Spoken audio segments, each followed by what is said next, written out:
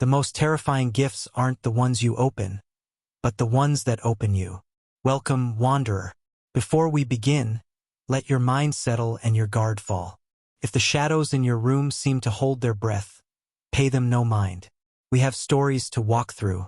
I arrived in the Vermont township of Hollow Bark late on Christmas Eve, and the road under my wheels didn't feel like asphalt and gravel, but like skin stretched taut over something sleeping. The air wasn't just cold. It was attentive.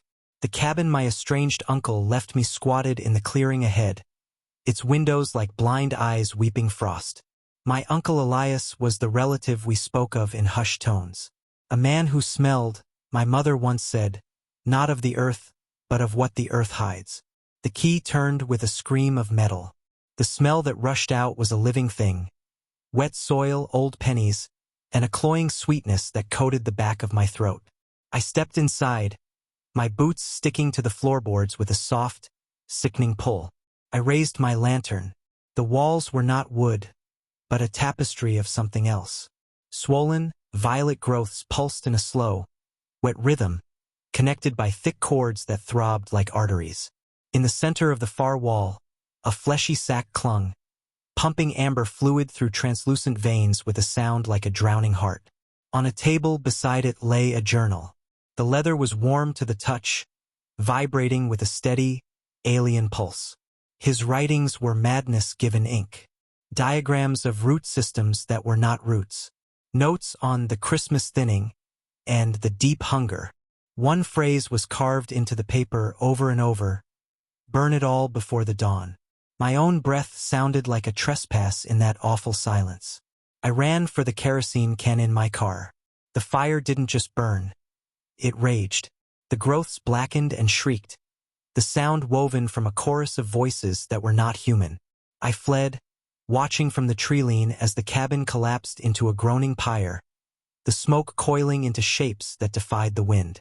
I told myself it was over, but back in my city apartment, the smell lingered beneath soap and smoke. Then, 2 nights later, I woke to a new sound beneath my bed. A slow, steady thud-thud that was not my own. I pressed my palm to the floor. It was warm, and when I looked, a faint, bruise-like discoloration was seeping from the baseboard, pulsing in time with the heartbeat from the walls. 3 soft knocks echoed from within the plaster. Tap, tap, tap. Some legacies aren't passed down in wills, but in wounds. The cabin was merely its cradle. I am its inheritance. Every Christmas Eve, the pulse beneath my floor grows stronger. It's not trying to get in. It's reminding me it's already here, waiting for the year the floorboards finally give way. My friend Marco insisted the abandoned ironworks was perfect for our channel. Atmospheric, he said. Forgotten. The snow fell like silent ash as we entered the derelict hall on Gable Street. The silence wasn't empty. It was listening. We found it near the old cooling pits. A circle of gray ash, surrounded by bolts arranged like iron teeth. In the center was a mound of children's letters to Santa. Hundreds, each one torn open and stained a dark, rust red that looked too fresh. The air tasted of spoiled candy and metal. Footsteps grated on the catwalk above. 2 figures descended. Men in long, black coats with immaculate Christmas neckties.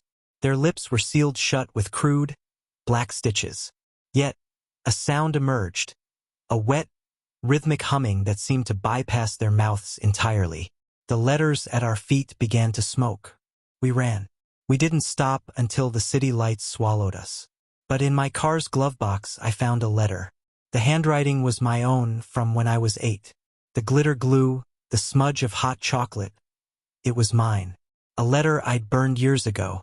The red stain on the envelope was still damp. Marco vanished the next day. I went back. His camera was there, recording. On the playback, his whispered voice. They said there owed more believers. Then a layered, grating voice spoke over his. He promised us another. I turned. A single, new letter was nailed to the furnace. Dear Santa, I still believe. I never stopped. The figures emerged from every shadow, their stitched mouths twitching. The exits I'd used were gone, the corridors bending into impossible loops. I barely escaped, The police found nothing. Marco is still gone. But the letter I found, it changes. Every morning, the ink is darker, the paper warmer, as if being rewritten from within. And sometimes, in the dead of night, I hear the precise sound of a needle pulling through thread, in perfect time with my own pulse. The delivery request to Willow Bank Lane was just another late-night order between Christmas and New Year's. The smell of fresh-baked cookies hit me on the porch, so strong it felt like an invitation. Mr. Garrick answered, wearing a sweater of unnaturally bright green. "My wife is unwell upstairs," he said, smile strained. "She adores your pizza. Would you be so kind?" The house was a museum of holiday scents. Pine, cinnamon, sugar, layered so perfectly it felt artificial. The sweetness turned cloying as we climbed, then sharp, chemical, lavender and antiseptic. The bedroom door had a tinsel star. Inside, Mrs. Garrick was propped on pillows, hands neatly folded, eyes open and clouded, staring at nothing. She wasn't breathing. "She's improving," Mr. Garrick whispered, his voice trembling with desperate pride. "A seasonal miracle." I backed away, mumbling excuses, and fled. In my car, I heard him through the closed door, singing a broken, off-key Christmas carol, each note cracking with grief. For a week, I jumped at every sound. Then, a polite knock at my own apartment door. No one was there, but the scent lingered in the hall. Cookies, lavender, chemical sting. A figure began appearing in the periphery of my vision. A tall, still shape across the street, in a dark coat. Then an envelope slid under my door. One sentence in shaky script. "She's getting better." Last night, at 4 a.m., the smell woke me. A floorboard creaked in the hall. A voice, soft and hopeful, murmured from the other side of my bedroom door, "She's getting better." The police found nothing but a waxy smear on the frame. Tonight, as I write this, a silver tinsel star is taped to my door. The humming has started again in the hallway. I finally understand. He wasn't trying to preserve her. He's been trying to make a replacement, and he's running out of time. Grief doesn't always weep. Sometimes it hums. I met Elena at a bookstore during the holiday rush. Her laugh was a sound that made you forget the gathering dusk outside. 3 days after Christmas, she was gone. The news said the Kris Kringle killer had struck again. At her funeral, the cold felt personal. An unmarked envelope appeared on my counter at work. Inside, a cassette tape. The label read only, "Play me." The tape hissed, then played tinny holiday music. Beneath it, the sound of a struggle, ragged breathing, a gasp, a final wet thud. Then, clear as day, a man's voice humming along to Silent Night. I knew that hum.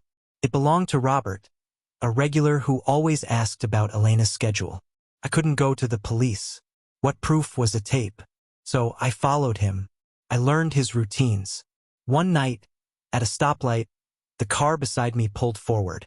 The driver wore a Santa suit. Robert turned his head and smiled. It wasn't a smile of greeting. It was a smile of confirmation. My apartment burned down a week later. "Faulty wiring," they said. The fire chief quietly handed me a half-melted plastic fragment, the brim of a Santa hat. I ran, changed my name, my state, my life. But the first December in my new city, another envelope arrived. Another tape. Now I document everything. Every red jacket, every hummed tune, every lingering stare. I am an archive of my own paranoia. Last week, I found a boot print in the morning frost on my porch, larger than any man's ought to be, and a new tape was waiting inside. I haven't played it yet. I'm listening now to the sound of my own window, to the faint, patient humming that has just begun again in the dark. We were never supposed to leave the highway. The blizzard forced us off, and the GPS listed every motel for miles as unavailable. The rest stop was a concrete island under one flickering light. The bathrooms were boarded shut. My friend Leo needed to answer nature's call. "I'll be 1 minute," he said, trudging toward the tree line. The wind stole his words. 5 minutes passed. 7. Then he stumbled back into the light, his face the color of the snow.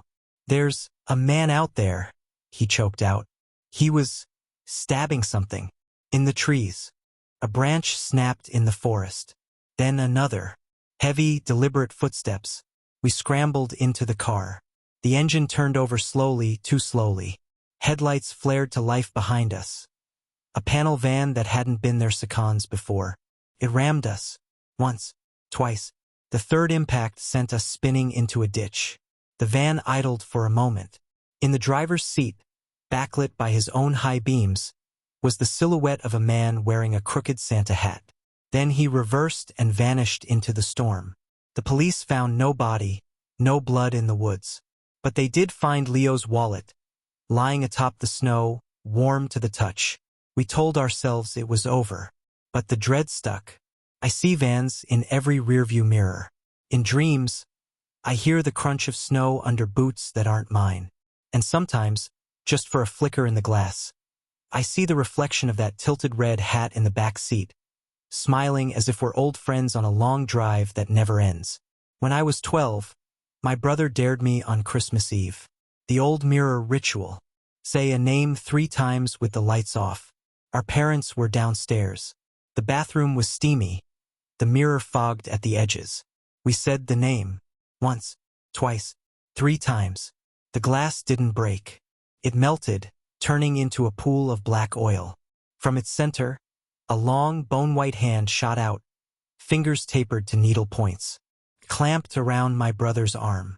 I pulled with all my strength as the thing in the mirror pulled back, its other limbs scratching against the sink, leaving corrosive black streaks. Our mother's footsteps on the stairs made it recoil, slithering back into the void.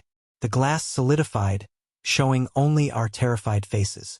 The burn on my brother's arm never healed. It darkened every winter. He stopped talking to me, to everyone. He covered every mirror, every reflective surface. I told myself it was shared hysteria. Until, years later, I started seeing things in reflections. A long-fingered hand dragging slowly down the inside of my dark TV screen.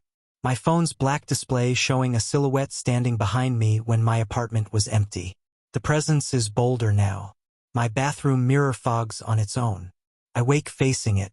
This morning, there were 5 long, thin fingerprints on the surface, cold enough to burn. I called my brother's old number. A stranger answered.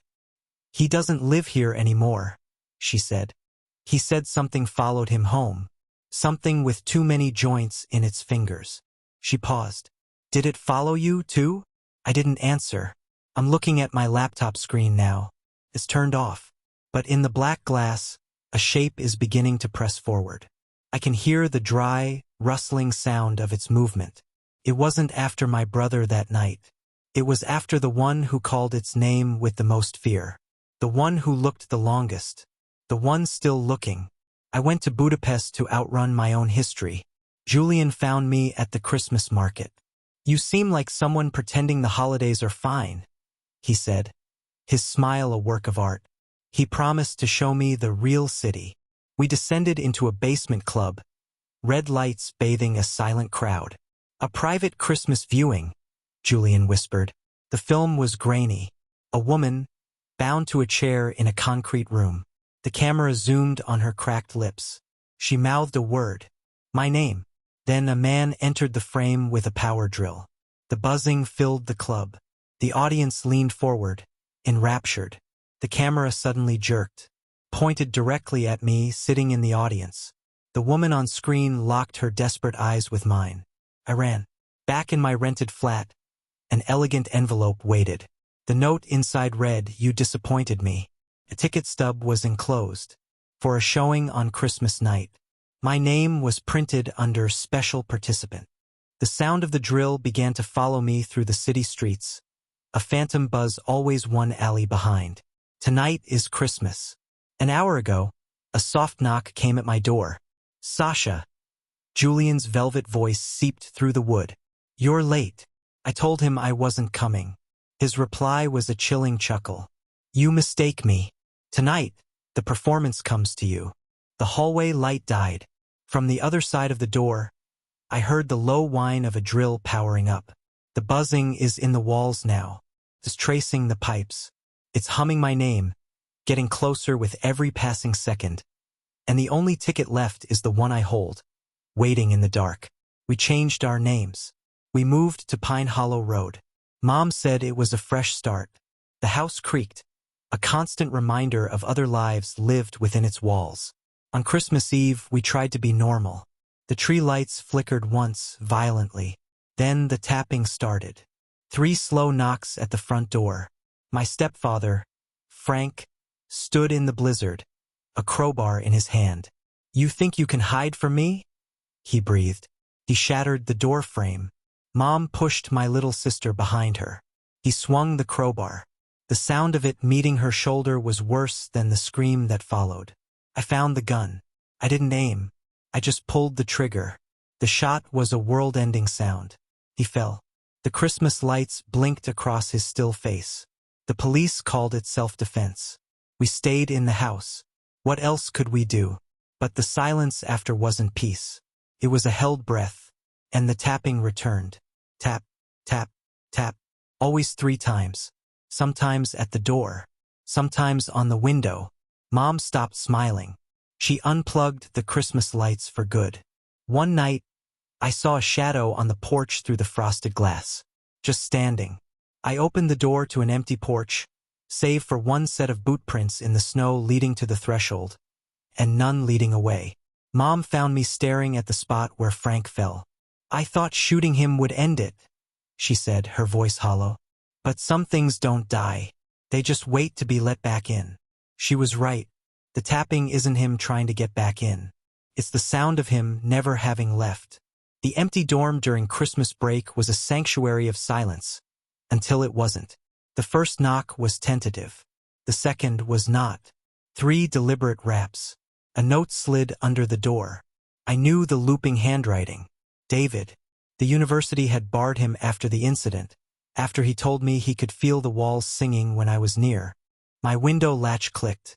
He was inside, snow melting on his coat, a small knife trembling in his hand. His eyes were galaxies of despair. "If we can't be together in life," he whispered, "we'll be bound forever in memory." I tried to run. He moved to block me, then, with a look of tragic triumph, drew the blade across his own throat. He survived. I did not. I moved, changed schools, bought stronger locks. But winter followed. An envelope appeared under my new door. Inside, a perfectly rendered sketch of my new bedroom, down to a crack in the baseboard I'd only just noticed. Smudged in dark ink at the bottom. "I told you. Forever." Then the scent of his cologne, a pine forest in a bottle, filled my room with no source. The taps returned. Last night, a whisper through the door. "Sarah?" Another photograph slid underneath. It was me, asleep last night, and in the shadows at the foot of my bed, the clear outline of a man, standing, watching. So here I sit on Christmas Eve, staring at the door. The hallway is silent, but I can feel a pressure against the wood, a patient, loving presence waiting just on the other side. He promised me a gift that would last forever, and he always keeps his promises. If these tales found a home in your mind, if they made the familiar shadows of your own home seem just a little less empty, then do the channel winds of thought a kindness. Let the algorithm know you were here. A like is a candle in the window, guiding us to tell more. And tell me in the comments, which December would you least wish to live through? Sleep well and mind the whispers on the glass.